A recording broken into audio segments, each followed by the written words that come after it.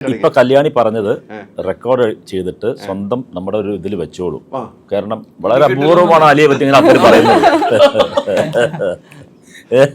അതെടുത്ത് വെക്കാലോ. അല്ലായിരുന്നു, പക്ഷെ ആന്റണീന അങ്ങനെയായിരുന്നു. തല്ലുമാലയ്ക്ക് നമ്മൾ വേറെ ആളാണ്, അന്യനാണ് പുള്ളി. ഇയാൾ കാലാവസ്ഥയ്ക്ക് അനുസരിച്ച് മാറിക്കൊണ്ടിരിക്കും. അല്ല, എന്തായാലും ഞാൻ മൊത്തത്തിലുള്ള മാറ്റമുള്ള ഒരാളാണ്. മാറിപ്പോയതാണോ? ഇനി അത് മാറ്റം വന്നില്ലെങ്കിൽ പണിയാണ്. അത് മനസ്സിലാക്കി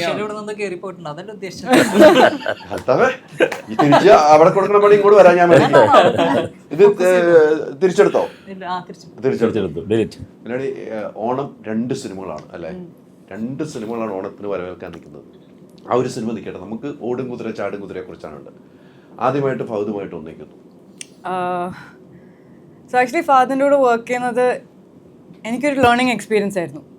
സത്യം പറഞ്ഞാൽ ഒരു നടി എന്ന നിലയിൽ എൻ്റെ ക്രാഫ്റ്റിന്, എൻ്റെ ഗ്രോത്തിന് നല്ലോണം സഹായിച്ചിട്ടുണ്ട്. That's what I feel. And ഞാൻ പഠിച്ച ഏറ്റവും വലിയ പാഠം എന്താണെന്ന് വെച്ചാൽ, നമ്മൾ പെർഫോം ചെയ്യുമ്പോൾ അതിപ്പോൾ ഓരോ ഷോട്ടിൽ എന്താ പാടാണ് ഞാൻ പറഞ്ഞത്.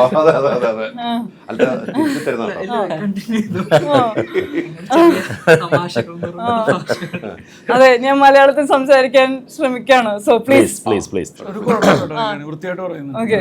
സോ ഓക്കെ, ഞാൻ പഠിച്ച ഏറ്റവും വലിയ പാഠം എന്താണെന്ന് വെച്ചാൽ, നമ്മളിപ്പോൾ പെർഫോം ചെയ്യുമ്പോൾ അതിപ്പോൾ ഓരോ ഷോട്ടിലും കോംപ്രമൈസ് എന്ന് പറയുന്ന ഒരു വാക്ക് ഇല്ല.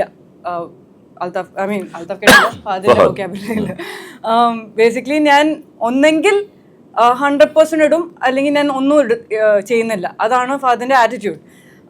ഇതിനു മുന്നേ ബേസിക്കലി ഒരു ഡയറക്ടർ എൻ്റെ ടേക്ക് ഓക്കെ ആണെന്ന് പറയുകയാണെങ്കിൽ ഞാൻ അതിൽ കണ്ടന്റ് ആവും. എനിക്ക് ഇതിൽ കൂടുതലൊന്നും ചെയ്യാനില്ല എന്ന് ഞാൻ വിചാരിക്കും.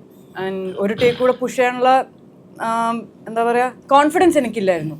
പക്ഷെ ഫഹദ് വർക്ക് ചെയ്യുന്നത് കണ്ടതിന് ശേഷം ആ ആറ്റിറ്റ്യൂഡ് മാറി. ചെറിയ ചെറിയ കാര്യങ്ങളാണെങ്കിൽ പോലും, അതിപ്പോൾ വെറുതെ കിടക്കുന്ന ഒരു ഷോട്ടാണെങ്കിൽ പോലും ഫഹദ് ഫുള്ളി കമ്മിറ്റഡ് ആണ്. ബേസിക്കലി എത്ര സിമ്പിളായ മൊമെൻ്റ് ആയാലും അത് മാക്സിമം എലിവേറ്റ് ചെയ്യാൻ ശ്രമിച്ചുകൊണ്ടിരിക്കും. ആൻഡ് എൻ്റെ ഒരു ബേസിക്കലി ആ ലെവലിലുള്ള ഫോക്കസും ഇൻറ്റഗ്രിറ്റിയും കമ്മിറ്റ്മെൻറ്റും എൻ്റെ അപ്രോച്ചിൽ ഇല്ലയെന്ന് എനിക്ക് തോന്നി. And he really change that in me. In fact ഈ സിനിമയുടെ ഷൂട്ട് കഴിയാറായപ്പോൾ ഞാൻ വേറൊരു സിനിമയുടെ ഡബ്ബിങ്ങിന് വേണ്ടി ചെന്നൈ പോയിരുന്നു. ആൻഡ് അതിൽ ഒരു ഇമോഷണൽ സീനിൽ ഞാൻ എൻ്റെ പെർഫോമൻസിൽ ഭയങ്കര ഹാപ്പി ആയിരുന്നു. ആൻഡ് ഡയറക്ടറും ഭയങ്കര ഹാപ്പി ആയിരുന്നു.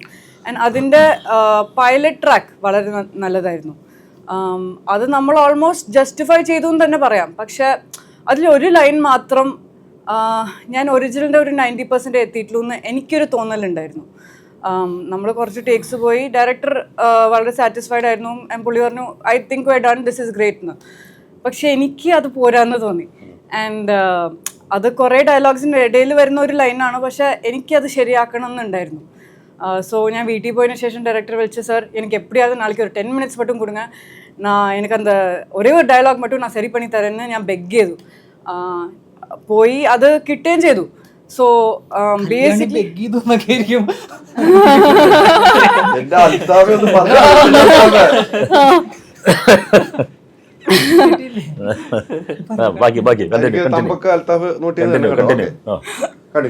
ബേസിക്കലി ആ ഒരു 10% കൂടെ എനിക്ക് വേണമായിരുന്നു എന്ന് എനിക്ക് വേണമായിരുന്നു. ആൻഡ് അത് അൽതാഫ്, പക്ഷെ അത് ഫഹദിന്റെ കൂടെയുള്ള ലേണിംഗ് ഉണ്ടായിരുന്നില്ലെങ്കിൽ എനിക്ക് തോന്നുന്നില്ല ഞാൻ അത് ചെയ്യുമെന്ന്. So I genuinely feel he change that in me. 25 കാറുകൾ, 30 സ്കൂട്ടറുകൾ, 30 ഗോൾഡ് കോയിൻസ്, 60 ഇന്റർനാഷണൽ ട്രിപ്സ്, ദിവസേന 1 ലക്ഷം രൂപ, 25 കോടി രൂപയുടെ ഡിസ്കൗണ്ടുകളും സമ്മാനങ്ങളുമായി myG Onam mass Onam. MyG future, experience the next. പൂവ് പോലൊരു പുട്ടുണ്ടേ അജ്മിയുടെ പുട്ടും. വിളമ്പാം നല്ല വിശേഷം. അജ്മി സ്റ്റീം മെയ്ഡ് പുട്ടുപൊടി.